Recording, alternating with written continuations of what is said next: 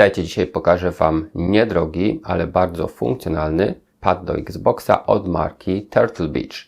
Ceny macie w linkach w opisie filmu. Na wstępie zachęcam do zostawienia łapki w górę, będzie mi bardzo miło i zapraszam Was do oglądania. Zaczynamy! Dzisiaj sprawdzę gamepad od marki Turtle Beach, który przeznaczony jest m.in. do Xboxa, a dokładnie do Xboxów One i do Xboxów Series. Ten naprawdę udany pad jest do kupienia w cenie poniżej 200 zł. Rzućmy okiem na opakowanie. Mamy certyfikat Xboxa i kompatybilność One S i One X oraz Series S i Series X, a także oczywiście Windows, czyli na PC też sobie pogramy. Windows 10, 11 nie ma problemu. No jak przystało na markę Turtle Beach, mamy wbudowane dodatkowe funkcje kontroli audio, ergonomiczny kształt. Poza dwoma silniczkami wibracyjnymi mamy też tak zwane Impulse Triggers, czyli takie dodatkowe wrażenia podczas korzystania z triggerów. Natomiast ten pad działa tylko i wyłącznie przewodowo. To jest jakiś minusik, że nie mamy tej bezprzewodowości, no ale bezprzewodowo generalnie działają tylko pady od Microsoftu.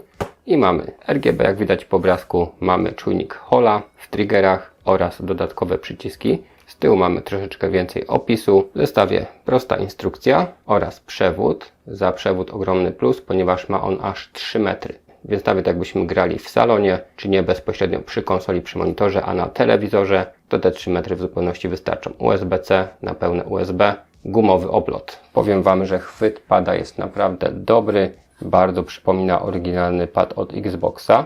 Analogi działają z oporem, precyzyjnie.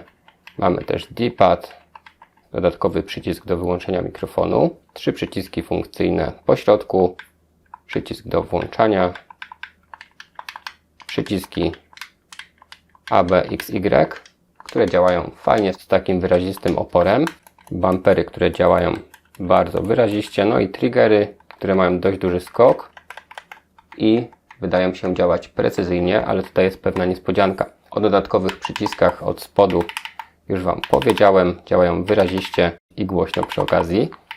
Natomiast co mamy tutaj? Coś, co ja znam osobiście z kontrolerów Elite, czyli zakres skoku tego triggera. Może być pełny skok, może być średni i może być niski. Wtedy dosłownie wystarczy dotknąć tego triggera i na przykład oddajemy strzał w grze. W padach Elite robiło to mega różnicę, jeśli chodziło o czas reakcji w grze.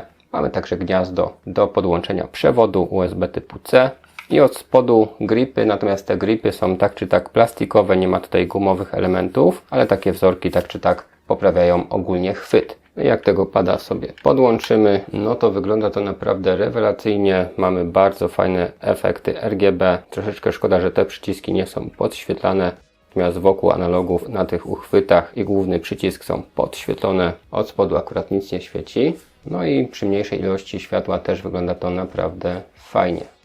No i pokażę Wam jeszcze porównanie z padem Xbox Elite, no czyli pad, który kosztuje między 650 a 750 zł w zależności od wersji. Natomiast dlaczego takie porównanie? Ponieważ pokuszę się o stwierdzenie, że pad marki Turtle Beach może być pod niektórymi względami lepszy niż standardowy pad od Xboxa, ten podstawowy, który kosztuje około 250 zł, ponieważ tutaj mamy taniej i mamy kilka ciekawych funkcji. Chociażby wbudowana regulacja głośności, którą Wam pokażę za chwilkę. Do tego także czujniki Hola, czego nie ma w zwykłych padach. Dodatkowe 2 przyciski czy regulacja skoku triggerów. To są bardzo cenne rzeczy i tak naprawdę jedyna rzecz, którą pad oryginalny, Microsoftowy plusuje, to działanie bezprzewodowe. No tutaj bez kabla po prostu nie będzie działać, za to są fajne LEDy. Testowałem już różne pady do Xboxa i powiem Wam, że jeśli chodzi o taki budżetowy pad, nawet tańszy od podstawowego, taki na każdą kieszeń, to ten jest jak na razie najlepszy. Tak więc patrząc po kolei, oba pady mają gniazdo mini jack, czyli możemy podłączyć sobie słuchawki. Jeśli chodzi o samo wyprofilowanie pada, to są podobne, natomiast pad Elite oczywiście ma tutaj elementy gumowe,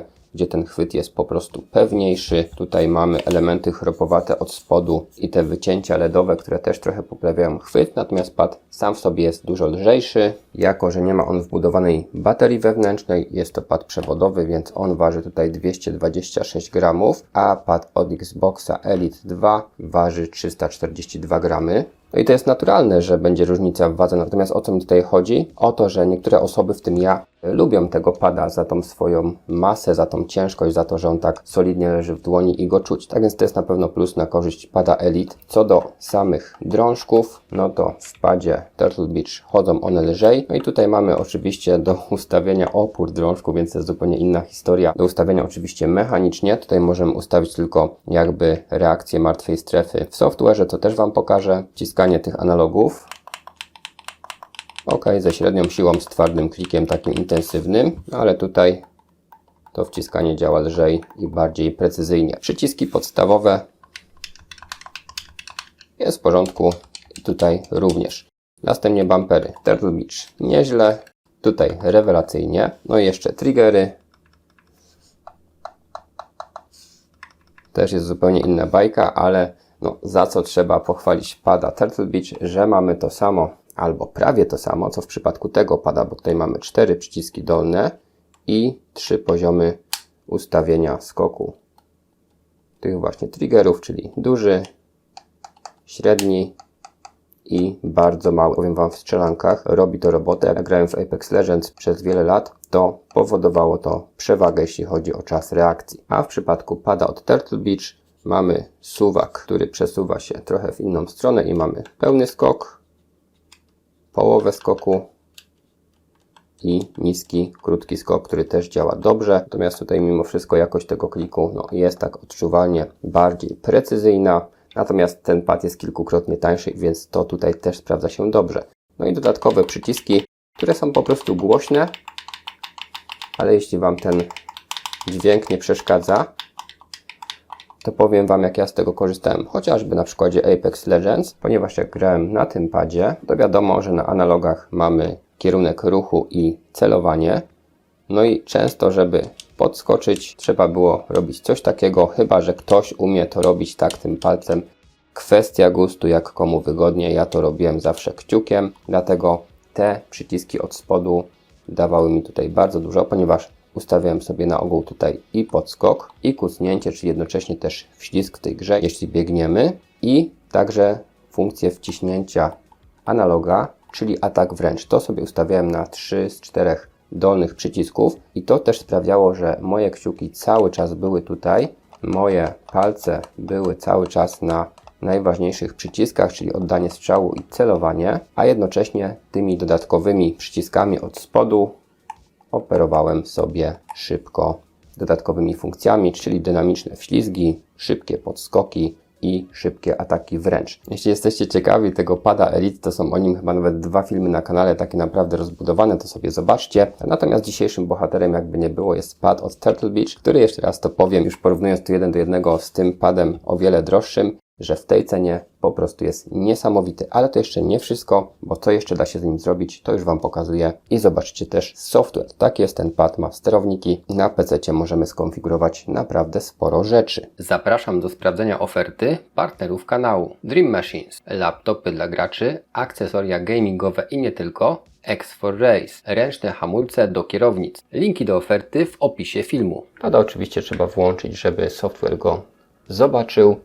No i mamy tutaj taki panel sterowania. Możemy sobie pada tutaj skalibrować. Możemy sprawdzić wszystkie przyciski.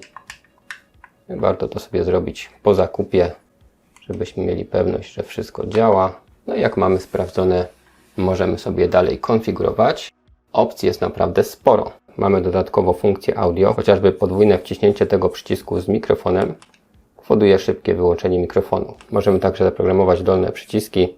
Właśnie wszedłem w tryb programowania. No i mamy też konfigurację audio, czyli możemy regulować głośność dźwięku i czatu. Możemy wyregulować martwą strefę drążków analogowych, głośność, regulacja czatu do gry, wyłączenie mikrofonu i monitorowanie. Mamy także możliwość ustawienia zakresu spustów, przetestowania ich. Jak ustawimy sobie na pełny skok, no to wtedy widzimy, że precyzyjnie tutaj reaguje, czyli możemy dać minimum, możemy dać delikatnie do połowy, trochę więcej i do końca.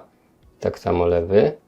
Więc do gier wyścigowych na przykład można sobie tutaj fajnie ustawić, żeby precyzyjnie dodawać gazu.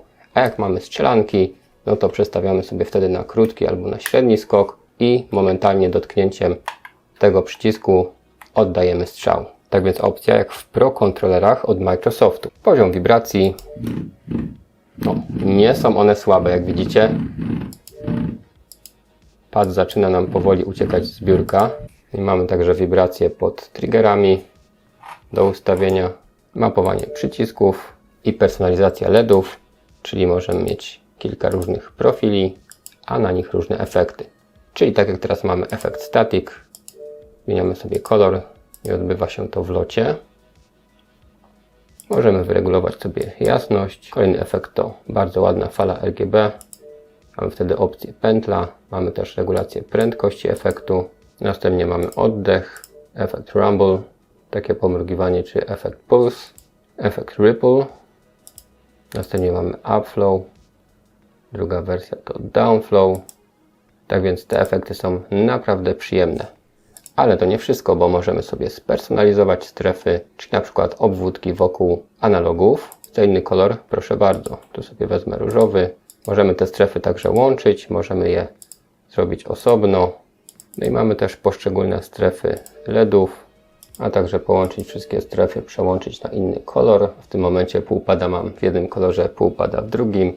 Możemy także pojedyncze strefy sobie tutaj na przykład wykluczyć. No już się robi zupełnie kolorowo. Dlatego w ten sposób możemy sobie też konfigurować po swojemu. Opcji jest naprawdę dużo. Tak więc myślę, że software jest naprawdę fajny. Możemy tutaj dużo sobie pozmieniać. Dzięki temu kontroler może być świetnie spersonalizowany. I jeszcze czas na mały test w grze. I do wyścigówki włączam sobie triggery na maksymalny skok, żeby móc precyzyjnie dodawać gazu. Więc sprawdzam, jak to wypada w praktyce. Ogólnie pad nieźle leży w dłoni. No i faktycznie mogę dodawać leciutko gazu. Zobaczcie, jadę sobie 30 na godzinę. Precyzyjnie tutaj wyczułem. Dodam trochę więcej. I jadę szybciej, ale jeszcze nie gaz do dechy. No i dajemy na maksa. Tak samo można wtedy precyzyjnie sobie przyhamowywać. Tak więc steruje się naprawdę dobrze. Ok, teraz sobie jeszcze podłączyłem słuchawki. I powiem Wam, że sam pad działa naprawdę dobrze. Teraz przydałoby się zmniejszyć ten skok, żeby ten strzał był dosłownie na takie lekkie dotknięcie. I tak właśnie jest. No i sprawdzamy.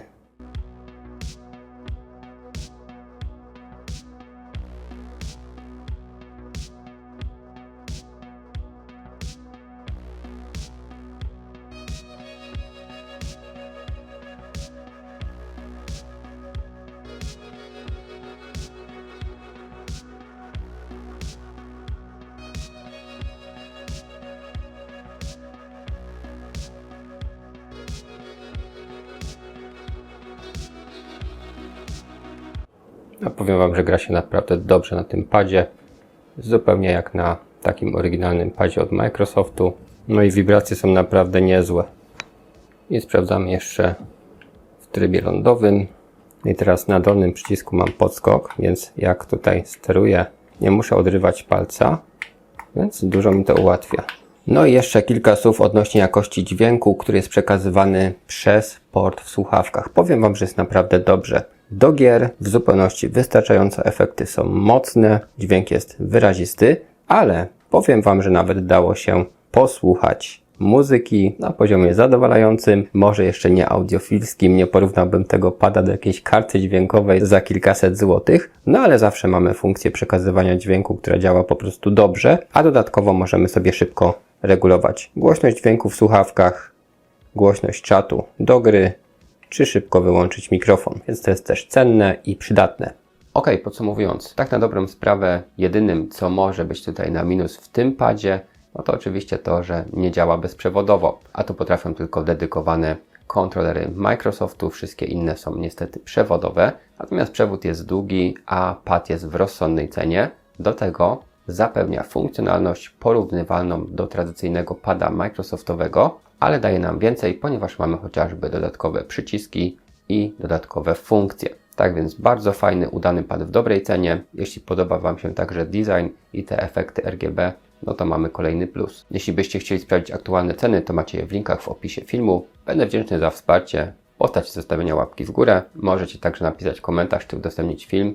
i warto również subskrybować, żeby być na bieżąco. Na dzisiaj to wszystko. Dziękuję Wam za uwagę. Trzymajcie się.